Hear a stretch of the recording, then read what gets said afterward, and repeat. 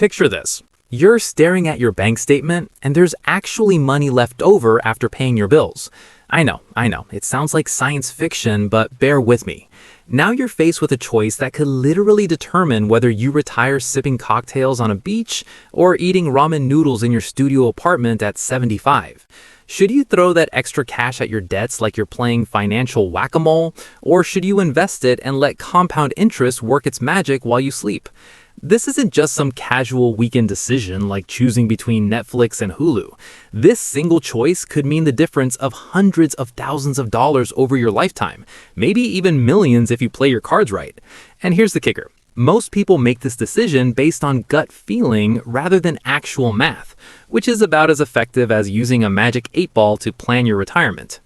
My name is James, and I spend way too much time thinking about money, so you don't have to. If you're tired of making financial decisions that feel like throwing darts blindfolded, make sure to hit that subscribe button and give this video a thumbs up if it helps clear the fog. Now, before we dive into this epic battle between debt elimination and wealth building, let me hit you with some reality. We're not talking about whether to pay off your credit card debt from that shopping spree where you convinced yourself you needed 17 different phone cases. We're talking about the strategic decision that separates people who build real wealth from those who spend their entire lives making other people rich through interest payments. The truth is, there's no universal right answer here, which is probably why your brain hurts every time you think about it. But there are some fundamental principles that can guide you toward the choice that makes the most sense for your specific situation. And yes, your situation is probably more unique than you think, even if you feel like you're just another face in the crowd of financial mediocrity. Let's start with something that might blow your mind. When you pay off debt, you're essentially earning a guaranteed return equal to the interest rate on that debt. Think about it this way. If you have a credit card charging you 22% interest and you pay it off, that's like earning a risk-free 22% return on your money. Try finding that kind of guaranteed return in the stock market. Go ahead, I'll wait. This is where things get interesting though. The stock market has historically averaged around 10% annually over long periods. Notice I said historically and over long periods, because the market doesn't care about your timeline or your feelings. Some years it gives you 30% returns, and other years it takes away 38% of your money just to keep things spicy. This is where things get interesting though. So here's the million-dollar question, literally. Does it make sense to pay off a debt with a 5% interest rate when you could potentially earn 10% in the market? The math seems obvious, right? 5% guaranteed versus 10% potential equals invest the money and pocket the difference. But if math were the only factor in financial decisions, we'd all be driving sensible cars and eating rice and beans every meal. The reality is that risk changes everything. When you pay down debt, you're getting that guaranteed return I mentioned earlier. There's no market crash that can take away the interest you're no longer paying. There's no economic recession that can reduce the psychological benefit of having one less payment to worry about each month. It's boring, predictable, and absolutely guaranteed. Investing, on the other hand, is like dating someone who's absolutely amazing when things are going well, but might completely disappear when you need them most.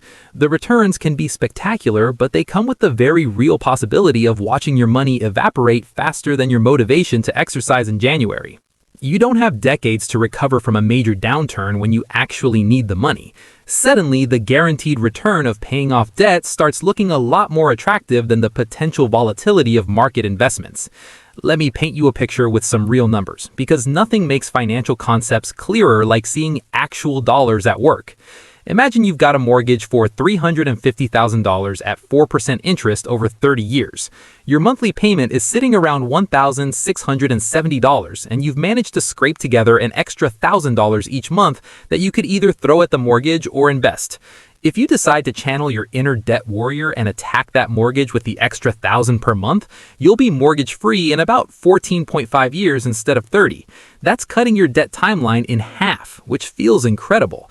You'll also save yourself from paying about $140,000 in interest over the original loan term. Not too shabby for some extra monthly payments. But here's where it gets really interesting.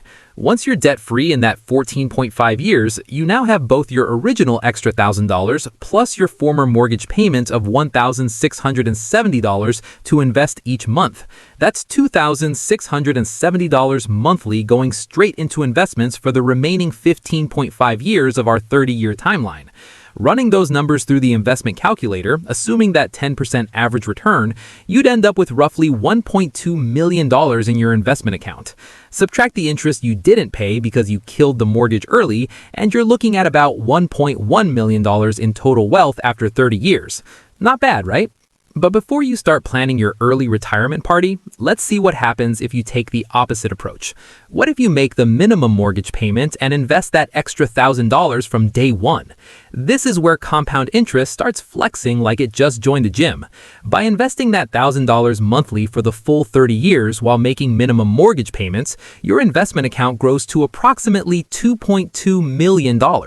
Yes, you'll pay about $250,000 in mortgage interest over those 30 years, which stings a little. But even after accounting for that interest expense, you're still sitting pretty with about $1.9 million in total wealth. That's a difference of roughly $800,000 between the two strategies. $800,000. That's not pocket change we're talking about here. That's the kind of money that transforms your golden years from a financial struggle into an actual golden period of your life. Now, before you rush off to dump every spare dollar into index funds, remember that these calculations assume a lot of things go according to plan.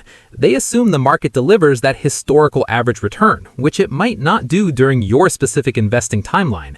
They assume you actually stick with the plan for 30 years without panic selling during the inevitable market crashes.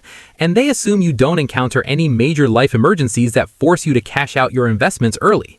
The mortgage example is actually one of the more extreme cases when it comes to this debt versus investment decision. Mortgages typically offer some of the lowest interest rates available to regular humans, often barely above the rate of inflation. This makes them what I like to call good debt, if such a thing can exist. It's money borrowed at such reasonable rates that smart investors actually want to keep these loans around as long as possible. But here's something most people don't think about when they're running these calculations in their heads at 3 in the morning. Inflation is quietly working in your favor when you have fixed debt.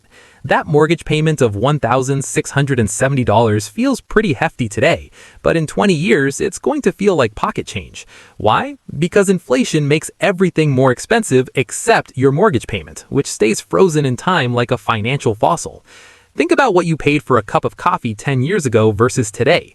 Your mortgage payment doesn't get that memo about price increases. In 15 years, you'll be paying that same $1,670 with money that's worth significantly less than it is today. It's like paying back a loan with monopoly money, except it's completely legal and the bank can't do anything about it. This is why some financial experts get genuinely excited about 30-year mortgages. They're not just borrowing money, they're borrowing today's expensive dollars and paying them back with tomorrow's cheaper dollars. Meanwhile, the assets you invest in tend to keep pace with or exceed inflation, so you're essentially playing both sides of the inflation game to your advantage. But let's pump the brakes on this mortgage example, because not all debt is created equal. If we're talking about credit card debt, the entire conversation changes faster than your mood when you see your credit card statement. Credit cards don't mess around with their interest rates. They'll charge you 18%, 22%, sometimes even 29% interest, which is basically financial highway robbery with a smile. When you're dealing with high-interest debt, the math becomes crystal clear. There's no investment strategy on the planet that can consistently and safely beat credit card interest rates. Sure, you might get lucky with some hot stock tip from your cousin who thinks he's the next Warren Buffett, but you're more likely to lose your shirt than beat those credit card rates consistently. Student loans occupy this weird middle ground in the debt universe. They often carry moderate interest rates somewhere between your mortgage and your credit cards. Plus, they come with tax deductions that effectively lower your real interest rate even further. Some student loans are sitting at 3% or 4% interest, which puts them in that questionable zone where investing might make sense. Car loans present yet another fascinating case study in the debt versus investment debate. Most car loans hover somewhere between 4% and 8% interest depending on your credit score and how much the dealer thinks they can get away with. But here's the thing about cars. They're depreciating assets, which means they're losing value faster than your motivation to go to the gym after New Year's. So when you're making extra payments on a car loan, you're essentially paying more money to own something that's becoming less valuable every single day. It's like paying premium prices to watch a movie that gets worse every time you watch it. Now, let's talk about something that makes this entire decision even more complicated: your timeline and life stage. If you're 25 years old with steady income and decades till retirement, you can probably afford to take more risk with your money. Market crashes sting, but you have plenty of time to recover. You can ride out the volatility and potentially reap those higher long-term returns. But if you're 55 and starting to think seriously about retirement, those market crashes hit differently. You don't have decades to recover from a major downturn. Suddenly, the guaranteed return of paying off debt starts looking a lot more attractive than the potential volatility of market investments. Your risk tolerance isn't just about age, though. It's